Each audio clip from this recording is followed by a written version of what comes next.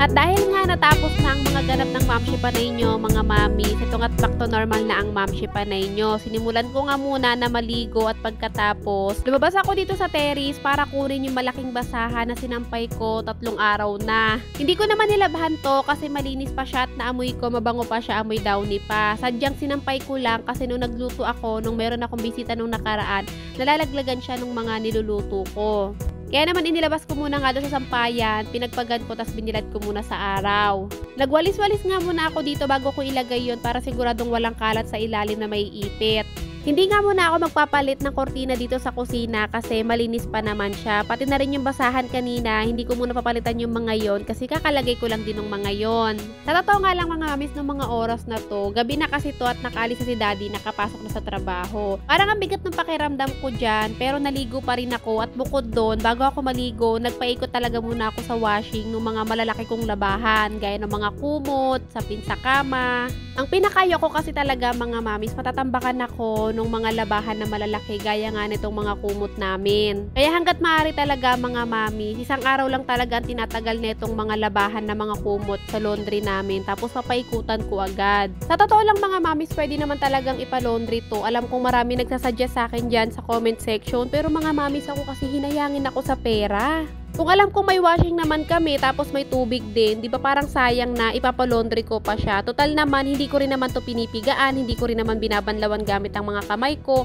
Doon lang din naman sa washing, kaya hindi naman din ako masyadong napapagod. Kaya ang ginagawa ko talaga, hindi ko na pinapalaundry kasi nanghihinayang ako sa pera. Imbis na ipalaundry, dagdag ko na lang sa iniipon ko, di ba? May mga araw din naman talaga mga mami sa tinatamad akong laban yung mga kumot namin kasi kahit parang sampay na lang yung gagawin ko, di ba parang minsan nakakatamad din. Pero kapag nararamdaman ko yan mga mamis, hindi ko muna siya isasampay. Gagawin ko, lalagay ko lang muna siya dun sa washing, tapos babanlawan ko na lang ulit, tapos dadownihan. Tsaka ako siya isasampay kapag sinipag ako sa susunod na araw. So anyway mga mamis, natapos na akong magsampay at naghilamos na ako para makatulog na. And fast forward tayo mga mamis, kinabukasan ng tanghali na nung mga araw na to at nagsaing na ako, tapos magluluto na rin ako ng ulam. Alauna ng tanghali na nga ako nagising nung oras na to, pero madaling araw pa lang talaga ay nagising ako dahil nga ramdam ko na nilalagnat na ako mga mamis, tapos sobrang sakit ng katawan ko. Sakto naman na madaling araw, kakarating na ni daddy galing trabaho, kaya naman nahilot ako ni daddy sa ulo, tapos medyo hinulot niya ako sa likod. Konti lang naman kasi bawal din mapersang hilot para lang medyo gumaan yung pakiramdam ko. Pinilit ko lang talagang tumayo mga mamis kasi kailangan ko magluto para nga may kainin si Atina at kailangan gulay kasi nga nung isang araw ay unhealthy yung kinain naming ulam, kaya dapat ngayon ay may gulay kami. Pero meron din naman ako nabiling shark's fin na siomai, ito na lang yung partner nga ng gulay. Minamadali ko na talagang pagluluto ko na to mga miss para nga makahiga na agad ako, para hindi na ako mag-aalala pagising ni Atina na magsasabi siya na gutom na siya kasi meron naman ng pagkain na nakahanda. So habang nag-steam ako ng siomai mga mamis, nilagyan ko na lang yun ng timer para kung saan mamatay yung induction cooker kapag natapos na yung timer. Hindi ko kakalimutan ng maghilamos mga mamis kasi nga hinilot ako ni daddy, puro oil na yung noo ko tapos kumalat na sa buong mukha ko, kaya kailangan ko maghilamos kasi kung hindi tatadtarin na naman ako ng tigyawat. Sabi ko nga sa inyo mga mamis, napakatigyawatin ko talaga at alam yan lahat ng mga kaibigan ko. Lalo na kapag ganyan, nagpahilot ako tas ginamitan ng oil yung noo ko, kakalat sa buong mukha ko. Kinabukasan yan may mga maliliit na tigyawat na yan hanggang maglalakihan na. So after ko maghilamos, ito nga tihiga na ako. Sakto naman gising na si daddy no mga oras na yan, kaya si daddy na ang bahala sa siomai kasi nilalamig na talaga ako. At fast forward tayo mga mamis, kinabukasan na to, okay na yung pakiramdam ko kasi after kong magpahinga, pinainom ako ni daddy ng BioFlu kasi nawala yung sakit ng katawan ko pero medyo nilalagnat pa ako tas masakit pa yung ulo ko. Pagkainom ko ng BioFlu, nagpahinga lang ako buong magdamag and pagising ko ito, maganda na yung pakiramdam ko. At dahil okay na yung pakiramdam ko, syempre luto na ako ng ulam at samahan nyo ako magluto mga mamis. Nagsimula na pala ako magsaing mga mamis at pinapainin ko na lang yan. Ang ulam pala na lulutuin ko ngayon mga mamis ay tortang manok na giniling. So yung manok mga mamis, alam nyo naman na ang binibili ko lagi ay chicken breast. Tapos bumili ako ng 3 piraso lang na nagkakahalaga ng 128 pesos. Etong mga gulay naman na to, dahil wala naman na kaming stock sa ref, dun ko na lang binili to sa labas yung mga nadadaanan ko nagtitinda.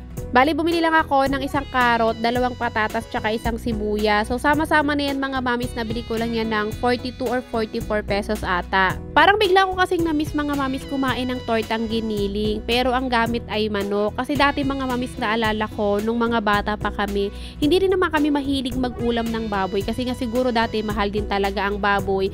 Nakapag-baboy man kami, hindi kami nakapag-adobo or sinigang. Ang ginagawa talaga ng mama ko is giniling na baboy yung bibilihin niya, tapos tortahin ng papa ko. Kaya itong torta talaga mga mamis, isa talaga to sa mga paborito kong ulam kasi ng mga bata kami, isa rin to sa madalas naming ulamin kapag medyo nakakaluwag-luwag si mama or meron siyang kinikita sa pagtitinda niya. Pero ngayon, dahil bawal nga sa akin ang baboy at hindi rin naman makain masyado si daddy at si Atina lalo nang hindi ko makain ng baboy, kaya tortang manok ang gagawin ko. Hindi ko na matandaan mga miss kung kailan ako huling nagluto nito, pero alam ko meron akong vlog na nagluto ako nito, ay naata yung huling luto ko noon tapos hindi na naulit, ngayon na lang ulit. Piling ko napakadami nito mga mamis, kaya maulam pa namin to hanggang bukas. Tignan nyo naman yung mga isinasalang ko, makakapal yan tsaka medyo malalaki. So, no mga oras na to, dahil nga dalawa lang kami ni Atina kakain kasi si daddy maaga umalis, itong 3 sinalang ko, pang ulam na namin to ni Atina hanggang gabi. Itong mga sinalang ko naman na malalaki, hanggang kinabukasan naman na namin to ulam ulit. Kasi kinabukasan, alam ko maaga ulit yung alis ni daddy, kaya hindi na ulit siya makakain dito sa bahay. Ito, papalamigin ko lang muna tapos ilalagay ko na sa ref para kinabukasan iinitin ko na lang. Pag ganyan talaga mga mamis na ulam namin yung mga torta, tortang talong, tortang giniling na manok, talagang umaabot yan ng kinabukasan naming ulam eh. Kaya nangyayari mga mamis, yung budget namin na para sana kinabukasan, na itatabi ko yon kasi nga may natitira pa kaming ulam. So yun na nga, natapos na ako magluto ng ulam. Fast forward tayo mga mamis. Gabi na nung mga oras na to. Tapos kinuha ko na nga yung mga nakasampay doon sa sampayan. Yung mga nilabhan ko bago ko maramdaman, nalalagnatin ako. Tiniklob ko na to mga mamis at dapat talaga maglalaban na ulit ako nung mga damit namin ni Atina. Pero sabi ko wag na lang muna kasi baka mamaya bigla na naman ako lagnatin. Pero feeling ko mga mamis yung lagnat ko na yon, ayun yung mga pagod ko nung mga nakaraan, binawi na ng katawan ko. Yung mga sunod-sunod na ganap namin, birthday ni Atina, nag-staycation kami, nag-swimming kami kasama yung mga pamangkin ko at kaibigan ko, nag-celebrate ng birthday dito yung pamangkin ko. Di ba pagod-pagod ako nun kasi medyo sunod-sunod or magkakalapit na araw lang yon. Ayun yung nangyari sa akin. Pagdating ng mga sunod-sunod na araw, nakaramdam na ako ng sakit ng katawan. Kaya ang nangyari, napagalitan ako ni daddy kasi nga wag ko na daw pilitin kung hindi ko naman daw talaga kaya, lalong-lalo na nga hindi naman na daw normal na yung katawan ko. Hindi na daw ako malakas kaya wag na daw ako mag-feeling strong.